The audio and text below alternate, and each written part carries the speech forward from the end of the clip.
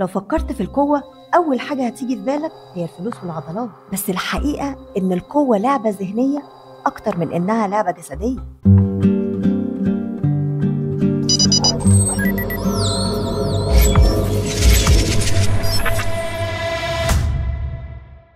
في ناس تقدر تتحكم في ملايين الناس من غير ما ترفع صباعها، وفي ناس تانية تفضل تتعب طول عمرها من غير ما توصل لحاجة.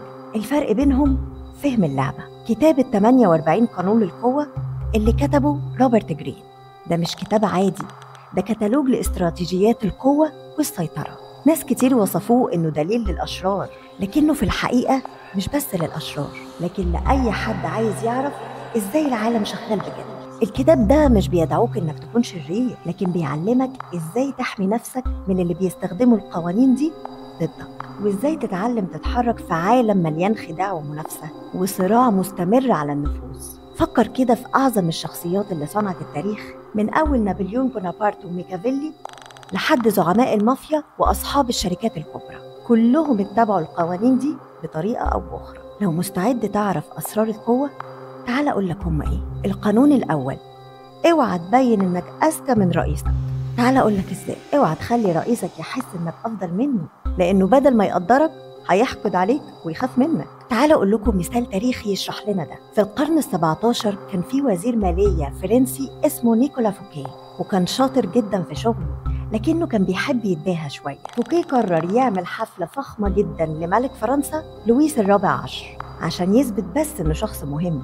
الحفلة كانت ضخمة جدا، الموسيقى والأكل والضيوف كل حاجة كانت أسطورية. لكن الملك لويس لما شاف الحفلة حس إن فوكيه عايز يتفوق عليه، وبعدها بأيام أمر باعتقاله وسجنه مدى الحياة بتهمة الفساد، رغم إن فوكيه ما كانش فاسد فعلا. وده بيعلمك لو كنت شاطر استخدم ذكائك بس بهدوء، وما تخليش اللي فوقك يحس إنك خطر عليه. قانون رقم 2: ما تثقش في أصحابك أكتر من اللازم. يعني صاحبك المقرب ممكن يكون أخطر بكتير من البعيد، لأن دايما العدو واضح، لكن صاحبك ممكن يغدر بيك في لحظة ضعف لأنه عارف عنك كتير وعارف نقط ضعفك. تعالوا أديكم مثال. الإمبراطور الروماني يوليوس قيصر كان عنده صديق عزيز عليه جدا اسمه بروتوس، وكان بيعتمد عليه زي ابنه. لما بدأت الناس تتآمر ضد قيصر قالوا لبروتوس انت اللي لازم تخلص العالم من طغيانه. وبالفعل يوم 15 مارس سنة 44 قبل الميلاد قيصر كان في مجلس الشيوخ، وفجأة اتجمع عليه مجموعة رجالة هم أصلا أصحابه، ونزلوا عليه بالطعن والسكاكين. ولما شافوا قيصر قال جملته الشهيرة: حتى أنت يا بروتوس، وبعدها وقع مات. وده يخلينا نتعلم في الشغل أو في الحياة: اوعى تدي ثقة عمياء لأي حد مهما كنت بتحب. قانون رقم 3: خليك غامض واوعى تقول نواياك لحد. الناس بتخاف من اللي مش قادرين يفهموا. لما تبقى شخص غامض بتخلي اللي حواليك دايما في حيرة، وده بيخليك مسيطر عليهم. وتعالى اقول لك مثال. لما ستيف جوبز اشتغل على منتجات جديدة في ابل كان بيخلي كل فريق يعرف جزء صغير قوي من كل مشروع، محدش كان بيعرف الصورة الكاملة غيره، وده كان بيخلي الكل متحمس ومرعوب في نفس الوقت. وده يعلمك ما تحكيش كل خططك للي حواليك، خليك دايما سابق بخطوة. القانون الرابع: قلل كلامك، الصمت قوة. الشخص اللي بيتكلم كتير دايما بيكشف نقط ضعفه، إنما الصامت دايما الناس بتخاف منه لأنه غامض وصعب التوقع. وتعالى اديك مثال. نابليون بونابرت القائد الفرنسي العظيم كان عنده عادة غريبة، أي حد يسأله سؤال كان يسكت 10 ثواني على الأقل قبل ما يرد، وده كان بيخلي اللي قدامه يحس بالتوتر والخوف ويفكر في كل كلمة قالها. والصمت ده كان جزء كبير قوي من قوته. وده يعلمك لو كنت في نقاش أو تفاوض اوعى تتكلم كتير، سيب اللي قدامك يقلق شوية من صمتك. القانون الخامس: اوعى تبقى متاح طول الوقت، خليك مطلوب. أصل الحاجة المتوفرة كتير سعرها رخيص، والإنسان اللي دايما موجود الناس بتمل منه، لكن لما تقلل ظهورك قيمتك تزيد.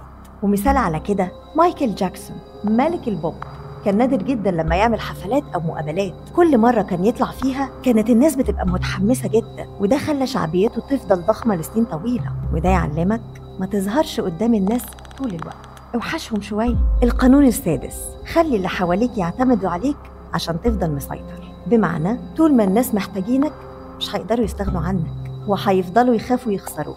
هقولك مثال سياسي. في الحرب الباردة أمريكا كانت بتساعد دول كتير قوي اقتصاديا، بس المساعدة دي كانت بشروط، بمعنى إن الدول دي ما كانتش تقدر تستغنى عنها، وده خلى أمريكا تمسك زمام الأمور عالميا. من الآخر كده خليك الشخص اللي الناس ما تقدرش تعيش من غيره، سواء في الشغل أو في حياتك الشخصية. القانون السابع: ما تدخلش حرب مش ضامنها. يعني مش كل المعارك تستاهل إنك تاخدها، في معارك لازم تتفاداها علشان ما تخسرش كل حاجة. هتلر كان مكسب في الحرب العالمية، لكنه قرر يهجم على روسيا في عز الشتاء، والجيش بتاعه ما كانش مستعد، ومات آلاف الجنود من البرد قبل حتى ما يحاربوا الروس.